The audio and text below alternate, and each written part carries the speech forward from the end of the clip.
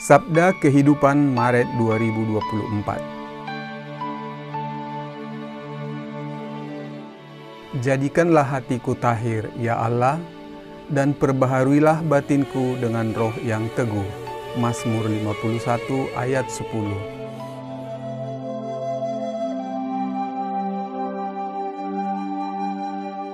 Ayat kitab suci yang ditawarkan kepada kita selama masa Prapaskah ini adalah bagian dari Mazmur 51. Pada ayat ke-12, kita menemukan doa yang menyentuh dan rendah hati.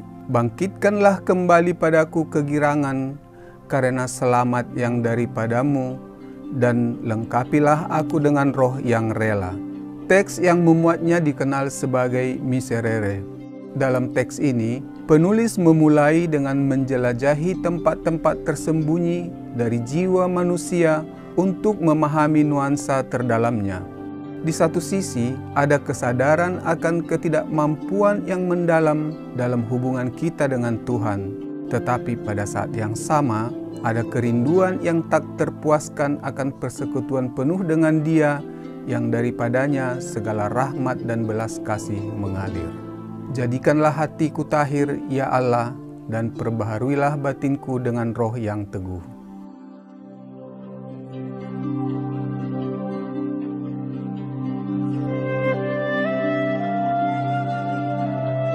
Mazmur ini mengacu pada sebuah episode terkenal dalam hidup Raja Daud. Dia telah dipanggil oleh Allah untuk menjaga dan menuntun umat Israel pada jalan ketaatan kepada perjanjian. Namun, dia melakukan pelanggaran dalam misinya.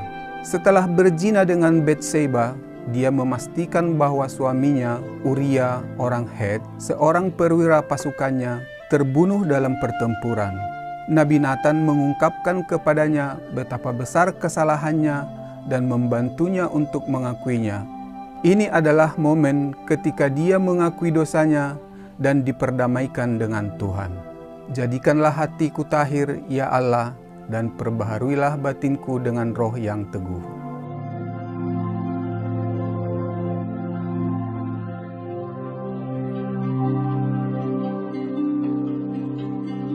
Pemazmur menggambarkan sang raja yang menggunakan bentuk-bentuk permohonan yang tulus, yang mengalir dari rasa pertobatannya yang mendalam dan kepercayaannya yang penuh pada pengampunan ilahi. Hapuskanlah, basuhlah aku, sucikanlah aku.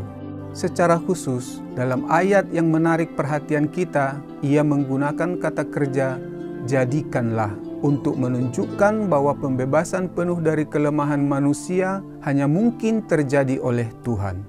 Ini mengungkapkan kesadaran bahwa hanya Tuhan yang dapat membuat kita menjadi ciptaan baru dengan hati yang murni, mengisi kita dengan roh pemberi hidup, memberi kita sukacita sejati, dan secara radikal mengubah hubungan kita dengannya, dengan orang lain, dan dengan alam serta kosmos melalui roh yang teguh. Jadikanlah hatiku tahir, ya Allah, dan perbaharuilah batinku dengan roh yang teguh.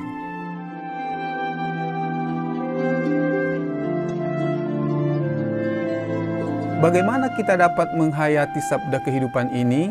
Langkah pertama adalah menyadari bahwa kita adalah orang berdosa yang membutuhkan pengampunan Allah dan memiliki sikap percaya yang tidak terbatas kepadanya. Mungkin kesalahan kita yang berulang-ulang membuat kita merasa kecil hati dan membuat kita menutup diri. Ketika hal ini terjadi, kita harus mencoba untuk tetap membuka pintu hati kita setidaknya sedikit. Pada awal tahun 1940-an, Chiara Lubich menulis surat kepada seorang yang merasa tidak mampu melampaui keterbatasannya. Kita perlu menyingkirkan semua pemikiran dari jiwa kita dan percaya bahwa Yesus tertarik kepada kita ketika kita dengan rendah hati dan penuh kasih menceritakan dosa-dosa kita kepadanya. Apa yang kita miliki dan lakukan hanyalah kesia-siaan. Hanya ada satu sikap yang akan Allah tunjukkan kepada kita, belas kasihan. Jiwa kita dapat dipersatukan dengannya hanya dengan mempersembahkan kepadanya sebagai persembahan kita. Sebagai satu-satunya persembahan kita, bukan kebajikan kita, tetapi dosa-dosa kita. Yesus telah datang ke bumi dan menjadi manusia. Jika Dia merindukan satu hal, itu adalah menjadi juru selamat. Menjadi tabib, itulah satu-satunya hal yang Dia inginkan. Jadikanlah hatiku tahir, ya Allah, dan perbaharuilah batinku dengan roh yang teguh.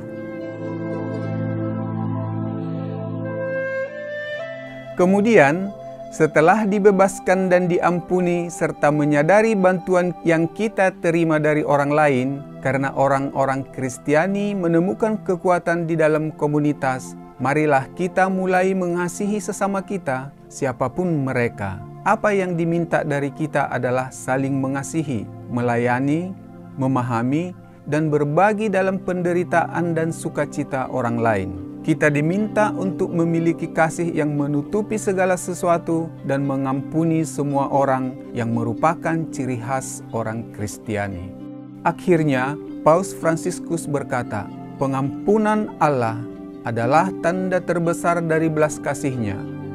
Ini adalah sebuah karunia yang setiap orang berdosa yang telah diampuni dipanggil untuk membagikannya kepada setiap saudara dan saudari yang ditemuinya. Semua orang yang telah Tuhan tempatkan di samping kita, anggota keluarga, teman, rekan sekerja, umat paroki, setiap orang, seperti halnya kita, membutuhkan kerahiman Allah. Sungguh indah bisa diampuni, tetapi Anda juga, jika Anda ingin diampuni, ampunilah juga. Mengampuni, jadilah saksi-saksi pengampunannya yang menyucikan hati dan mengubah hidup. Jadikanlah hatiku tahir, ya Allah, dan perbaharuilah batinku dengan roh yang teguh.